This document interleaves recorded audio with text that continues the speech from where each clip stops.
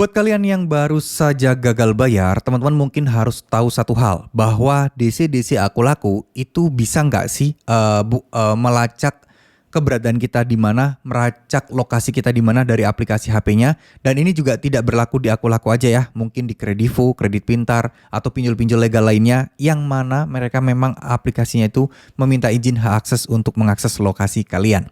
Nah, apa solusinya dan apa yang harus kita lakukan agar kita privasi kita terjaga, lokasi kita tidak terlacak, dan ya tentu saja siapa sih yang mau didatengin oleh DC Pinjol dan diteror seperti itu ya. Oke, kita akan bahas di video kali ini. Assalamualaikum warahmatullahi wabarakatuh. Buat teman-teman semua yang menonton video ini, semoga sehat-sehat selalu, semoga diberikan petunjuk oleh Allah Subhanahu wa taala, diberikan pertolongan oleh Allah Subhanahu wa taala untuk bisa menyelesaikan masalah-masalah seperti ini. Amin amin ya robbal alamin.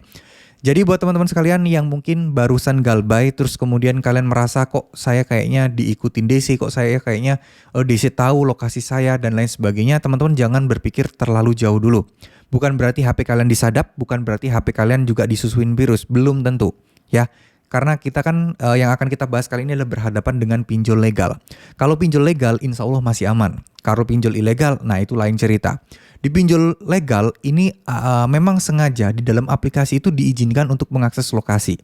Karena itu memang merupakan SOP dan diizinkan oleh OJK, di mana saat pengajuan kita harus mengizinkan aplikasi HP tersebut untuk mengakses lokasi keberadaan kita dari GPS yang ada di HP.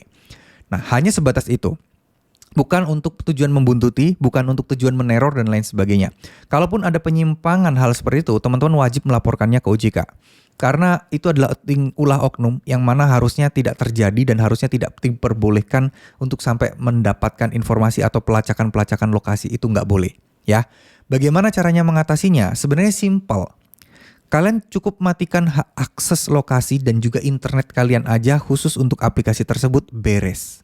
Ya, caranya bagaimana? Itu ada kok di setting, terus kemudian di privacy atau mungkin di aplikasi, pilih izin, kelola izin. Nah, kalian bisa cek tuh, dia boleh nggak ngakses internet, dia boleh nggak ngakses lokasi, ngakses kamera, itu matikan aja semua. Atau kalau paling simple ya dia tinggal di-uninstall aja, beres ya. Tapi sekali lagi, kalau kalian mengira kok ini saya tahu ya, saya ada di kampus, kok ini mereka tahu ya saya ada di kantor kayak di kantor A, di kantor B gitu. Jujur, DC-DC seperti itu, mereka itu nggak cuman berbekal dengan teknologi aja, tapi mereka mempunyai kemampuan stalking yang cukup mahir ya.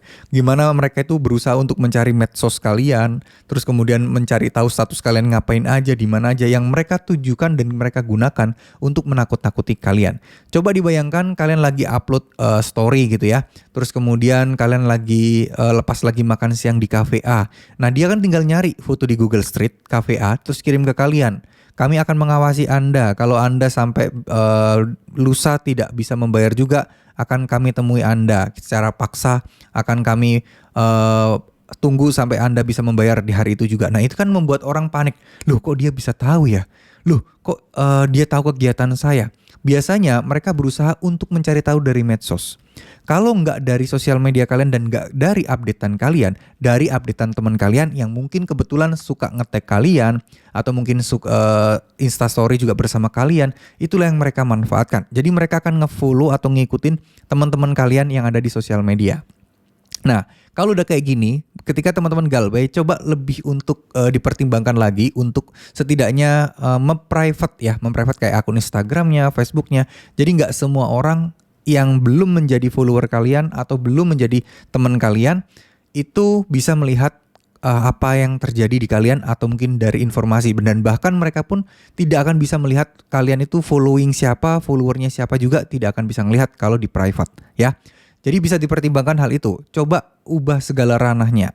Dan kadang mereka itu juga mengetahui kita itu siapa dan aktivitasnya apa aja itu dari aplikasi Get Contact.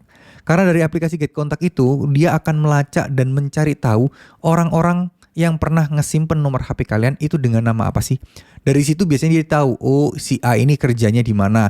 Coba deh teman-teman pastikan kalau nyimpen nama seseorang biasanya diikutin dengan ya kalian tahu orang itu dari mana atau kerja di mana. Contoh, Budi Bank BNI, Budi bengkel Abbas gitu ya, misal kayak gitu ya. Pastikan kayak gitu. Jadi kasih embel-embel belakangnya, atau ikut organisasi Budi koperasi mahasiswa berapa gitu ya, misal kayak gitu. Itu misal dan contoh aja. Nah, untuk menutup semua itu, saya rasa teman-teman jangan terlalu terekspos juga di internet atau di media sosial. Cuman kalau kalian merasa nggak masalah, biarinlah dia mau sebar data kayak dia mau ngancam kayak gini, nggak peduli karena memang saya masih dilindungi oleh hukum dan lain sebagainya, ya nggak masalah. Tapi buat teman-teman sebagian yang sedikit-sedikit merasa panikan, rasa gelisah itu sering muncul, nah lebih baik hal-hal seperti ini kalian atasi, kalian jaga-jaga dengan tidak mengkontak atau mengaktifkan sosial media apapun, serta mematikan akses location yang ada di HP. Ya, tapi kalau kalian ada indikasi pernah ngeklik link yang sekiranya berbahaya, link yang disusupin virus yang menurut kalian pernah dikirimkan oleh DC dan kalian klik, atau mungkin ada gambar dan lain sebagainya, kalian klik dan ada sesuatu yang aneh di HP kalian, ya mau nggak mau teman-teman harus reset factory. Ya, karena siapa tahu ada disusupin virus melalui chat WA atau mungkin melalui gambar bervirus atau melalui link sebuah website yang nggak sengaja kalian klik, itu bisa jadi.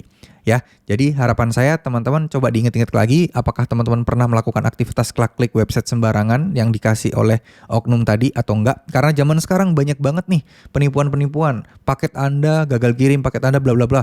Paket Anda tidak berhasil dikirim, silakan link klik ini. Nah, itu kan berbahaya. Ketika kita klik, bisa jadi HP kita disusupin oleh malware atau spyware. Ya, jadi jangan sampai itu terjadi ke kalian juga. Terima kasih, semoga apa yang saya sampaikan bisa bermanfaat. Wassalamualaikum warahmatullahi wabarakatuh.